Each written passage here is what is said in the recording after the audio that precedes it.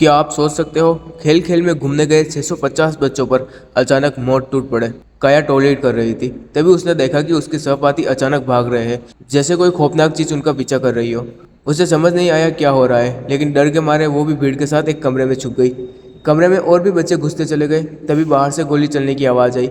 काया को एहसास हुआ बाहर गोलीबारी हो रही है और उसके साथी मारे जा रहे हैं। अब चारों ओर डर और सन्नाटा फैल गया। टापू पर 650 से ज़्यादा छात्र थे, लेकिन कोई नहीं जानता था क्या करना है। उसी समय काया को याद आया उसकी छोटी बहन अभी बाहर टेंट में है। उसने सबसे पूछा, क्या तुमने पीले कपड़े पहने लड़की को देखा है? लेकिन इतने सारे बच्चों के बीच किसी को कुछ नहीं पता था। गोलीबारी बढ़ती चली गई और सभी कांपते हुए एक दूसरे से लिपट गए। अचानक किसी ने चिल्लाकर कहा, कोई आ रहा है। सब फिर से भागने लगे। बाहर पहले से ही लाशें बिखरी थी। काया भीड़ के साथ भागी, तभी उसने एक घायल सपाटी लड़की को देखा। उसने उसे सहारा दिया और जंगल की तरफ दौड़ी। जंगल में उन्हें एक छिपा हुआ पहाड़ी इलाका मिला और थोड़ी राहत मिली, लेकिन पीछे से गोलियां रुकने का नाम ही नहीं ले रही थी।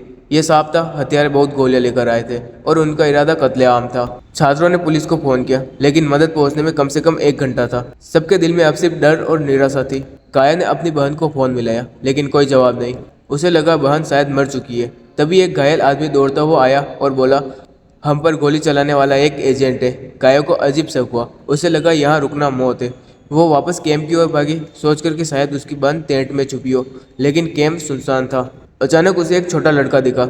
उसने उसे भागने को कहा, लेकिन लड़का बोला, मैं अपने भाई का इंतजार कर रहा हूँ। काया ने समझाया, यहाँ बहुत खतरा है। उसने लड़के का पीला जैकेट उतारा और उसे भागने को कहा। फिर काया अपनी बहन के टेंट पर पहुंची, लेकिन वो खाली था। अब उसे समझ आया बहन मोबाइल लाई ही नहीं थी। तभी बाहर से कदमों की आवाज़ आई। काया डर से जम गई। आवाज़ रुकने पर ही उसने हिम्मत कर भागना शुरू किया। वो जंगल में छुपी, लेकिन गोलियों की आवाज़ लगातार गूंज रही थी। वो बड़े पेड़ के पीछे छिप गई और देर तक रुकी रही। कुछ देर बाद उसने हिम्मत दिखाई और बाहर आई। जल्दी ही उसे एक घायल लड़की दिखी। काया उसे बचाना चाहती थी, लेकिन लड़की बोली, मैं मरने वाली हूँ। जब काया ने उसे पलटा तो देखा उसकी पीठ बुरी तरह छलनी थी। उसने अपना कोट फाड़कर पट्टी बनाई, लेकिन तभी हत्यारा पास आ गया। काया ने उसका मुंह बंद कर दिया। कातिल चला गया, लेकिन लड़की धीरे धीरे ठंडी पड़ गई। उसकी आंखें बंद हुई और सांस थम गई। काया टूट चुकी थी। तभी लड़की का मोबाइल बजा। उसकी माँ कॉल कर रही थी, लेकिन काया ने रिसीव नहीं किया। फिर संभल कर काया जंगल से निकलने लगी। उसके मन में बस एक ख्याल था, अपनी बहन को ढूंढना। वो बीच तक पहुंची, लेकिन वहां भी बस सहपाठी छिपे थे। जगह पूरी भरी हुई थी, इसलिए किसी ने उसे धक्का देकर दूसरी जगह जाने को कहा।